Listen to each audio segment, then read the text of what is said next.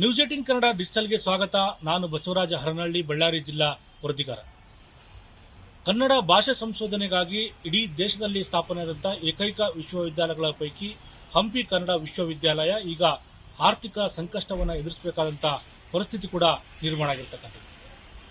ಈಗಾಗಲೇ ವಿಶ್ವವಿದ್ಯಾಲಯ ಜನ್ಮ ತಾಳಿ ಸುಮಾರು 35 ವರ್ಷಗಳು ಕಳೀತಾ ಇದೆ. ಆದರೆ ಪ್ರತಿ ವರ್ಷ ಕೂಡ ಆರ್ಥಿಕ ಮುಗ್ಗಟ್ಟಿನಿಂದನೇ ವಿಶ್ವವಿದ್ಯಾಲಯ ಮುನ್ನಡೆಸಬೇಕಾದಂಥ ಅನಿವಾರ್ಯತೆ ಕೂಡ ಬಂದಿರತಕ್ಕಂಥದ್ದು. ಏಕೆಂದರೆ ಹಂಪಿ ಕನ್ನಡ ವಿಶ್ವವಿದ್ಯಾಲಯ ಇಡೀ ನಾಡು ನುಡಿ ಜಲ ಸಂರಕ್ಷಣೆ ಜೊತೆಗೆ ಜಾಗತಿಕ ಜ್ಞಾನವನ್ನು ಪಸರಿಸುವ ನಿಟ್ಟಿನಲ್ಲಿ ವಿಶ್ವವಿದ್ಯಾಲಯ ಕೂಡ ಆರಂಭ ಆಗಿರ್ತಕ್ಕಂಥದ್ದು.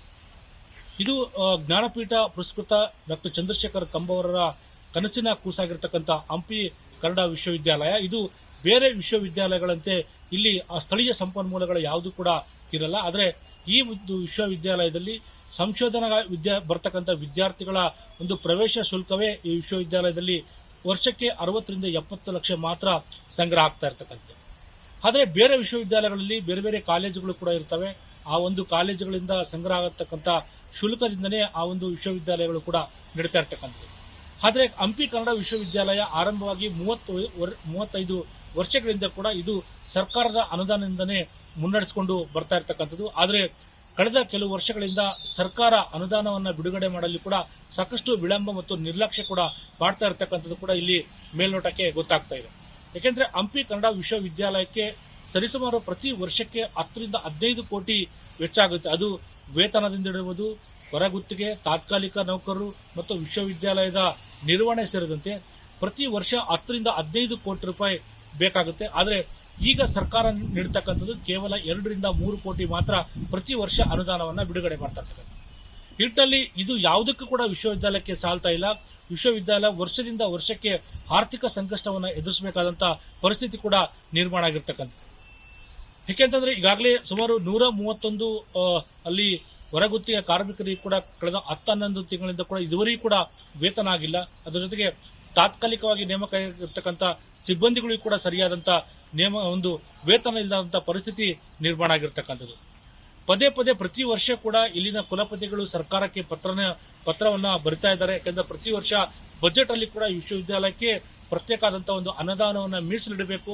ಪ್ರತಿ ವರ್ಷ 10 ರಿಂದ 15 ಕೋಟಿ ರೂಪಾಯಿ ಈ ಒಂದು ವಿಶ್ವವಿದ್ಯಾಲಯದ ನಿರ್ವಹಣೆಗೆ ಹಣವನ್ನು ಮೀಸಲಿಡಬೇಕು ಅಂತೇಳಿ ಕುಲಪತಿಗಳು ಕೂಡ ಸರ್ಕಾರಕ್ಕೆ ಮೇಲಿಂದ ಮೇಲೆ ಪತ್ರವನ್ನು ಕೂಡ ಬರ್ತಾ ಇದ್ರು ಕೂಡ ಆದರೆ ಇದುವರೆಗೂ ಕೂಡ ಸರ್ಕಾರ ಗಂಭೀರವಾಗಿ ಒಂದು ತೆಗೆದುಕೊಂಡೇ ಇರತಕ್ಕಂಥದ್ದು ಕೂಡ ದುರ್ವೈದ್ಯ ಅಂತ ಹೇಳ್ಬೋದು.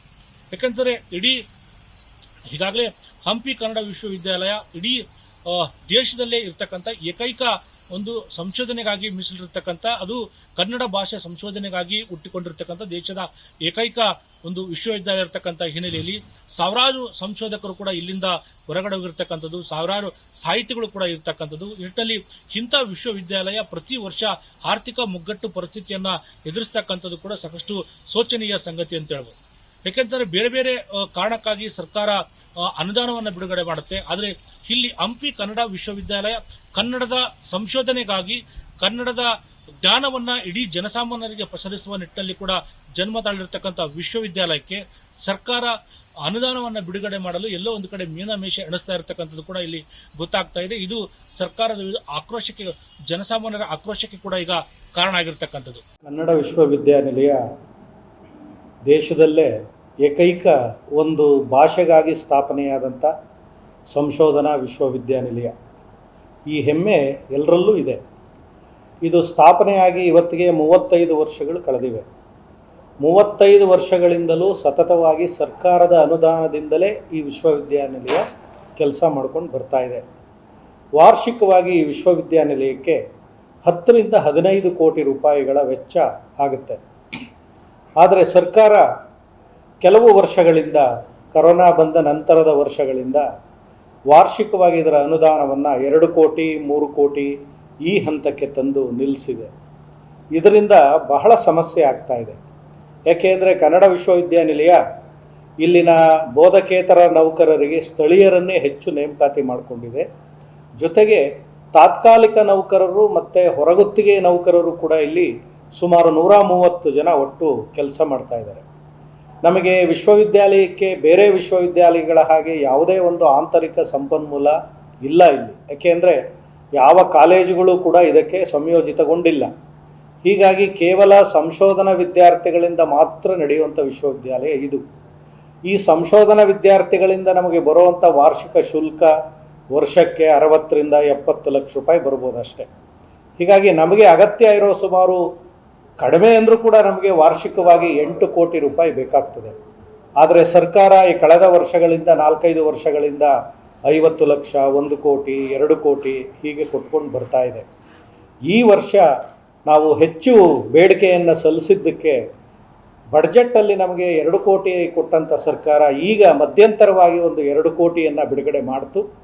ಆದರೆ ಈ 2 ಕೋಟಿ ಅಭಿವೃದ್ಧಿ ಅನುದಾನ ಅಂತ ಬಿಡುಗಡೆ ಮಾಡಿದ್ರೂ ಕೂಡ ನಮ್ಮ ನೌಕರರ ಸುಮಾರು 6-7 ತಿಂಗಳ ಒಂದು ಸಂಬಳವನ್ನು ನಾವು ಅದರಲ್ಲಿ ಸಿಂಡಿಕೇಟ್ ಸಮಿತಿಯ ಅನುಮತಿಯನ್ನು ತಗೊಂಡು ಅದರಲ್ಲಿ ಕೊಟ್ಟು ನಾವು. ಹೀಗಾಗಿ ಸರ್ಕಾರ ಕೊಟ್ಟಂಥ ಅನುದಾನದಲ್ಲಿ 50% ನೌಕರರ ತಾತ್ಕಾಲಿಕ ನೌಕರರ ಸಂಬಳಕ್ಕೆ ಮೀಸಲಾಗ್ಬಿಡ್ತು. ಹೀಗಾಗಿ ಕನ್ನಡ ವಿಶ್ವವಿದ್ಯಾಲಯದ ಪರವಾಗಿ ನಾನು ಸರ್ಕಾರಗಳನ್ನು ಮತ್ತು ಸಂಬಂಧಪಟ್ಟವರನ್ನು ಕೇಳ್ಕೊಳ್ಳೋದೇನು ಅಂದರೆ, ಬೇರೆ ವಿಶ್ವವಿದ್ಯಾಲಯಗಳಿಗೆ ಇರೋ ಹಾಗೆ ಇದಕ್ಕೆ ಆಂತರಿಕ ಸಂಪನ್ಮೂಲ ಇಲ್ಲ. ಇದು ಪೂರ್ತಿ ಸರ್ಕಾರಿ ಅನುದಾನದಲ್ಲೇ ನಡೆಯುವಂಥದ್ದು.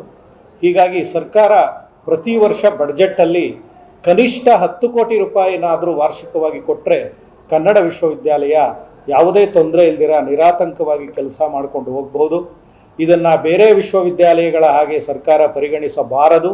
ಇದೊಂದು ವಿಶೇಷ ವಿಶ್ವವಿದ್ಯಾನಿಲಯ. ನಿಟ್ಟಲ್ಲಿ ಸರ್ಕಾರ ಈ ಬಜೆಟ್ ಅಲ್ಲಾದರೂ ಕೂಡ ಹಂಪಿ ಕನ್ನಡ ವಿಶ್ವವಿದ್ಯಾಲಯಕ್ಕೆ ಒಂದು ಅನುದಾನವನ್ನು ಕೂಡ ಬಿಡುಗಡೆ ಮಾಡಬೇಕು ಅನ್ನೋದು ಕೂಡ ಎಲ್ಲರ ಒತ್ತಾಯ ಕೂಡ ಆಗಿರ್ತಕ್ಕಂಥದ್ದು. ಯಾಕೆಂತಂದ್ರೆ ಹಂಪಿ ಕನ್ನಡ ವಿಶ್ವವಿದ್ಯಾಲಯ ಇದುವರೆಗೆ ಕಳೆದ 35 ವರ್ಷಗಳಿಂದ ಇದುವರೆಗೆ 1765ಕ್ಕೂ ಹೆಚ್ಚು ಒಂದು ಪುಸ್ತಕಗಳನ್ನು ಕೂಡ ಪ್ರಕಟಣೆ ಕೂಡ ಮಾಡಿರ್ತಕ್ಕಂಥ ಹೆಗ್ಗಳಿಕೆ ಕೂಡ ಈ ಒಂದು ವಿಶ್ವವಿದ್ಯಾಲಯಕ್ಕೆ ಕೂಡ ಇರ್ತಕ್ಕಂಥದ್ದು.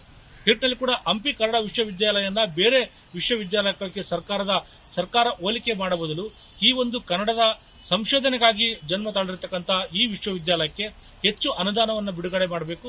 ಅದರ ಜೊತೆಗೆ ಪ್ರತಿ ವರ್ಷ 10ರಿಂದ 15 ಕೋಟಿ ರೂಪಾಯಿ ಕೂಡ ಅನುದಾನವನ್ನು ಬಿಡುಗಡೆ ಮಾಡಬೇಕಂತೇಳಿ ಈಗಾಗಲೇ ಅಲ್ಲಿನ ಕುಲಪತಿಗಳು ಕೂಡ ಸರ್ಕಾರಕ್ಕೆ ಪತ್ರ ಬರೆದಿರ್ತಕ್ಕಂಥದ್ದು.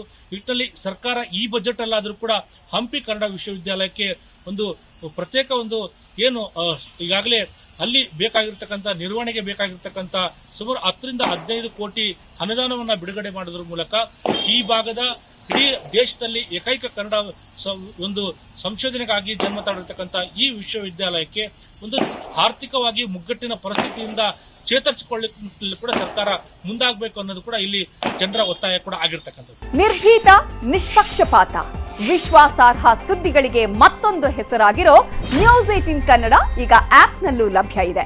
ದಯವಿಟ್ಟು ಇಲ್ಲಿರೋ QR ಕೋಡ್ ಅನ್ನ ಸ್ಕ್ಯಾನ್ ಮಾಡಿಕೊಂಡು ಆಪ್ ಡೌನ್ಲೋಡ್ ಮಾಡೋದಕ್ಕೆ ಮರಿಬೇಡಿ. ನಿಮ್ಮ ಬೆಂಬಲ ಹೀಗೆ ಸದಾ ನಮ್ಮೊಂದಿಗಿರಲಿ. ಧನ್ಯವಾದ.